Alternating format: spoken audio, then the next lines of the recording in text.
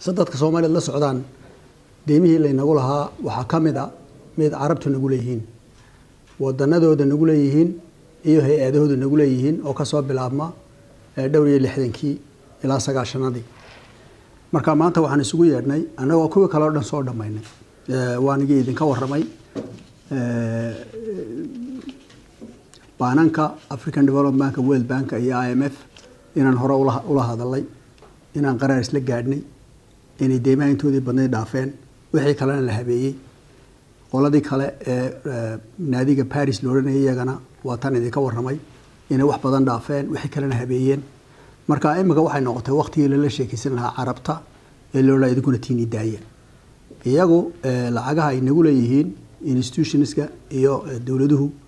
waxa weeye ilaa $1 billion weeye ayay gaadhaa waa shirkii ugu horeeyay waa inoo soo qabanqaabiyeen hay'adooda Arab League la yiraahdo inoo soo magaranaysa inoo soo sameeyeen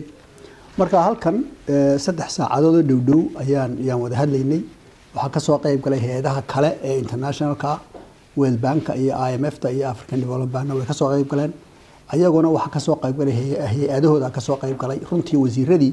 waqtigan ma imanin waxay yiraahdeen waxaan iska soo horeysiinaynaa maadaama uu yahay shirkii ugu horeeyay waxaan iska soo horeysiinaynaa hay'adaha lacagta ee wadanadaasi ay leeyihiin si fiican baan isku la faguray waxay nagu lahaayeen wixii dal waliba nagu lahaa iyo habkii ay u dhaafi lahaayeen